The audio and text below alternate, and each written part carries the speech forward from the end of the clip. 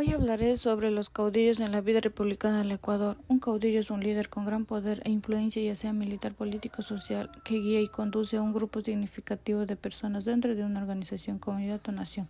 Importancia de los caudillos en la historia política del Ecuador. Han desempeñado un papel fundamental en la historia política de Ecuador, siendo clave para defender su desarrollo histórico y el fenómeno del caudillismo. También tenemos como el primer presidente del Ecuador, Juan José Flores. Fue una figura central en los primeros años de la República del Ecuador. Su papel como primer presidente y su enfoque en la consolidación del poder central fueron cruciales para la formación del Estado ecuatoriano. Rol en la consolidación del poder central. Tras la independencia de Gran Colombia, Ecuador enfrentó desafíos que amenazaban su unidad, como anexión de las Islas Galápagos. Otra faceta importante de la presidencia de Flores fue la anexión de las Islas Galápagos al territorio ecuatoriano en 1832. También tenemos como presidente conservador Gabriel García Moreno. Fue un destacado presidente de Ecuador, conocido por su orientación conservadora, su estrecha relación con la Iglesia Católica y su implementación de políticas centralistas. Influencia de la Iglesia Católica.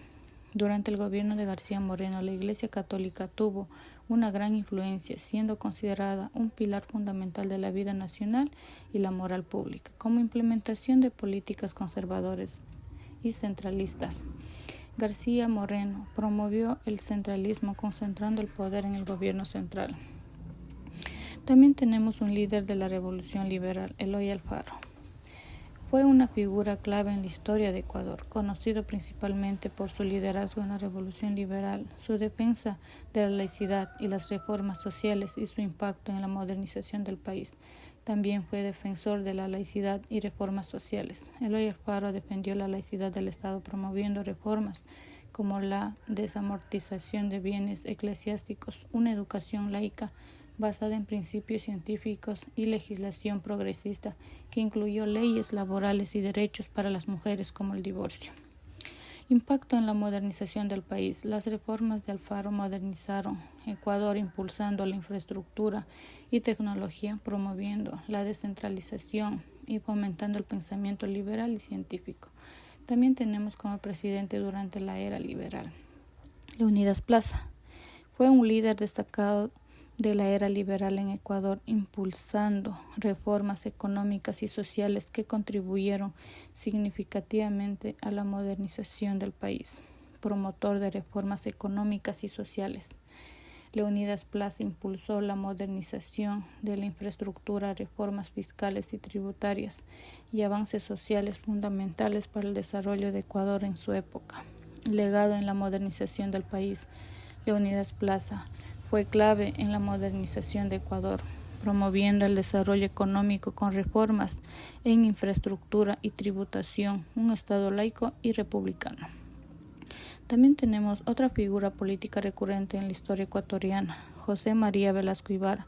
Fue una de las figuras más influyentes y recurrentes en la historia política de Ecuador, conocido tanto por su populismo como por sus excepcionales habilidades oratorias.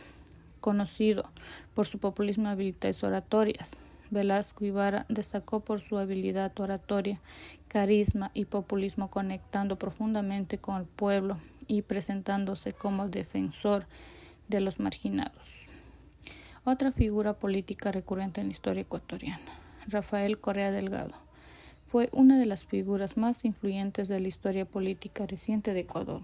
Su mandato estuvo marcado por una serie de logros y controversias, convirtiéndolo en un líder recurrente y polarizador en la política ecuatoriana. También es el único expresidente de Ecuador condenado por corrupción. En 2020 fue sentenciado por su implicación en una red de sobornos en el caso Soborno 2012-2016, relacionado con la construcción de un complejo hidroeléctrico.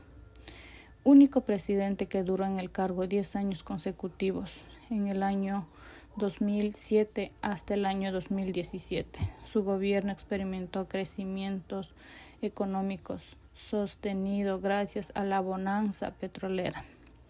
Eso ha sido todo, amigos, sobre la historia del caudillismo y los presidentes.